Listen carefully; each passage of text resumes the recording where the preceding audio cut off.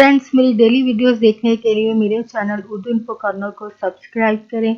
Channel को subscribe करने के लिए वीडियो के नीचे दिए गए रेड कलर के बटन पर क्लिक कीजिए और साथ बेल आइकन पर भी क्लिक कीजिए। इस पर क्लिक करने से आपको हमारी हर नई आने वाली वीडियो की अपडेट मिल सकेगी और आप हमारी वीडियो सबसे पहले देख सकेंगे।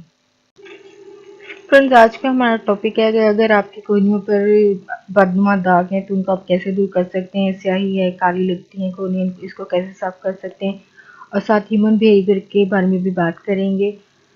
फ्रेंड्स, टॉपिक की तरफ आते हैं। कोहनियों पर स्याह धब्बे जो है नुमाया होने की सबसे बड़ी वजह जो है सूरज की किरणें हैं, जो कि बराह रास्त जो डायरेक्टली हमारी स्किन पर पड़ती हैं, क्योंकि सूरज की ये नुकसानदेह शुआएं ना सिर्फ हमारी जल्द के रंग को गहरा कर देती हैं बल्कि हमारी कोहनियों पर स्याह धब्बों को भी ज़ाहिर होने की वजह बनती हैं। इसके अलावा बाज़ अद्वियात भी हमारी कोहनियों की रंगत ख़राब कर देते हैं और इन पर स्याह धब्बे उभारने की वजह बनते हैं। इसके लिए आप चंद टोटके यूज़ कर सकते हैं घर में मौजूद चीज़ों से। कोहनी के साथ धब्बे दूर करने के लिए लेमन। अब सबसे पहले, क्योंकि घरेलू टोटके में जब कोई चीज़ सामने आती है तो सबसे पहले लेमन का यूज़ है, चाहे वो वेट लॉस के लिए हो या स्किन के लिए हो। तो सबसे पहले अपने एक लेमन को काट लें, इसका रस निकाल लें, इसको अलग कर लें छिलके, और इसके छिलकों में आधा चाय का चम्मच दूध डालकर कोहनी पर खूब मलें। चंद दिनों के बाद, अब यानी अब चंद दिन इसका इस्तेमाल करेंगे तो आपकी कोहनियाँ जो है वो साफ और साथ ही सॉफ्ट और नरम मुलायम हो जाएंगी। इसके अलावा नेक्स्ट रेमेडी में है कि एक चाय का चम्मच नारियल के तेल में आपने आधा चाय का चम्मच नींबू का रस मिलाकर लगाने से कोहनियाँ दाग जो है वो कम हो जाते हैं। नेक्स्ट है कि कोहनियों पर सरसों का अगर आप तेल इसकी मसाज करते हैं तो इनकी खूबसूरती में ये इजाफा करते हैं, इन पर पैदा होने वाली खुश्की को भी कंट्रोल करते हैं और कोहनियों को बदबू होने से भी बचाते हैं। नेक्स्ट ये है कि आप ग्लिसरीन में हल्के गुलाब की मुनासिब मकदार शामिल करके लगाते हैं तो इससे भी कोहनियों के दाग जो है वो दूर होते हैं। सनस्क्रीन का बाकायदा अगर इस्तेमाल भी करेंगे तो आपकी कोहनियाँ जैसे से नरम मुलायम होंगी और इन्हें खुरदरापन जो है वो भी ख़त्म होगा और खुश्की से भी बचाते हैं। नेक्स्ट है एलोवेरा के पत्तों के अंदर जो गुदा आता है, अगर आप उसको भी यूज़ करते हैं तो इससे भी कोहनी की स्याहियाँ जो हैं वो दूर होती हैं। इसके लिए एलोवेरा के पत्तों को दरमियान से आपने काट के इसके अंदर जो जेल होता है एक प्याली में निकालें और इसे 10 मिनट के लिए कोहनियों पर लगा रहने दें। फिर कोहनियों को ताज़ा पानी से धोकर खुश्क कर लें। हफ्ते में 2 बार ये टोटका आप यूज़ करेंगे तो आपको कोहनियों के दाग जो हैं वो काफ़ी हद तक कम हो जाएंगे। नेक्स्ट है, जैतून के तेल में अगर आप चीनी की मुनासिब मकदार शामिल करके उसे कोहनियों पर लगाते हैं तो कोहनियों की ये जल्द को नमी भी देते हैं और कोहनियों के स्याह धब्बों को भी ख़त्म करते हैं। नेक्स्ट है कि आप थोड़ी मकदार में आटा लेकर इसमें दूध शामिल कर लें और इसको अच्छी तरह से मिक्स कर लें और फिर इस अमेज़े को अपने कोहनियों और बाजुओं पर चंद मिनट लगा रहने दें। इसके बाद कोहनियों को स्लोली ताज़ा पानी से धो लें और तौलिए से खुश्क कर लें। नेक्स्ट है कि उबलते पानी में ग्लिसरीन की थोड़ी सी मकदार मिला लें और फिर किसी नरम कपड़े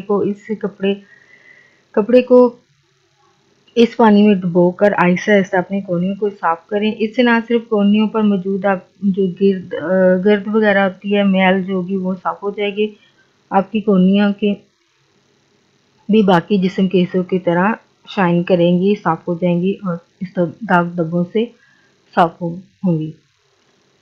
फ्रेंड्स, यहाँ पे ह्यूमन बिहेवियर के बारे में बात करना है। ठीक है, कहते हैं कि बेटी जो है वो माँ की परछाई होती है, तो गर्ल्स को कहना चाहूँगी प्लीज़ आपको अपने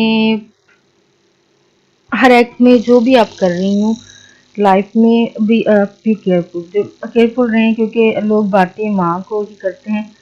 बुरे अल्फाज जो है लोग इस्तेमाल करते हैं और झिझकते भी नहीं हैं, लेकिन हम किसी का मुंह नहीं पकड़ सकते हैं क्योंकि हर किसी, सही बात है, सामने से जवाब होगा तो लड़ाई होगी, और बात पता नहीं कहाँ तक जाती है, ये आप भी अच्छी तरह से समझते होंगे। अगर कभी सामने से जवाब दे भी दें तो ऑब्वियसली कोई भी बर्दाश्त नहीं करता है। माँ के बारे में कुछ भी कोई भी बोले तो कोई जवाब दे दिया तो अलग से इन लोगों को दुश्मन बना लेंगे कि सामने से अगर ज़ाहिर बात माँ के बारे में सुनने के बाद साझा जवाब देता है और ज़ाहिर बात उन लोगों को मज़ीद दुश्मन बना लेता है। हालाँकि वो ऐसे ही अगर मुँह फट लोग होंगे तो ऐसे ही बोल रहे होंगे, सुनकर बात तो आगे बोल रहे होंगे।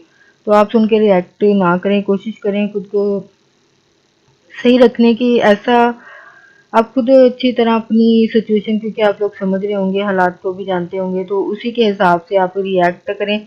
चले सामने से कुछ जवाब देने से बेहतर है कि आप खुद सही रहें, दूसरों को जवाब देने से भी गुरेज करें।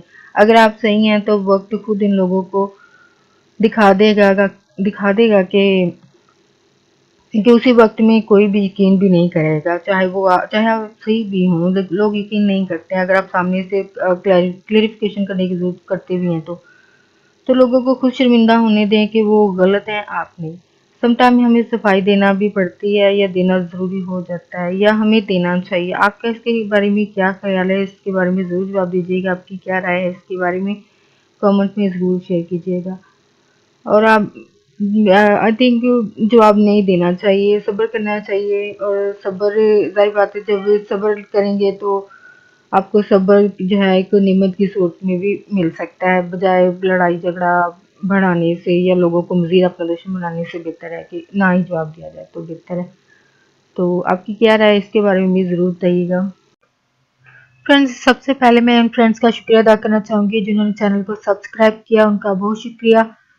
और साथ रिक्वेस्ट करना चाहूँगी कि प्लीज़ फ्रेंड्स, अगर आपको मेरी वीडियो अच्छी लगती है, उसमें बात अच्छी लगती है, नॉलेज वाली बात लगती है, लगता है कि आपको आगे फ्रेंड्स के साथ शेयर करनी चाहिए, तो प्लीज़ फ्रेंड्स के साथ वीडियो को फैमिली के साथ ज़रूर शेयर करें। और प्लीज़ अगर वीडियो में कोई बात अच्छी लगती है तो उसको लाइक भी ज़रूर करें। अगर वीडियो के हवाले से कोई बात कहना चाहते हैं, कोई फीडबैक अपना देना चाहते हैं, फिर राय का इजहार करना चाहते हैं, तो वो भी आप कमेंट बॉक्स में जाके लिख सकते हैं। और साथ अगर आप चाहते हैं कि आपके लिए कोई वीडियो बनाया जा सके तो आप वो भी लिख सकते हैं, ताकि आपके लिए वो वीडियो या टॉपिक आपके लिए बनाया जा सके। और फ्रेंड्स चैनल को ज़रूर सब्सक्राइब करें।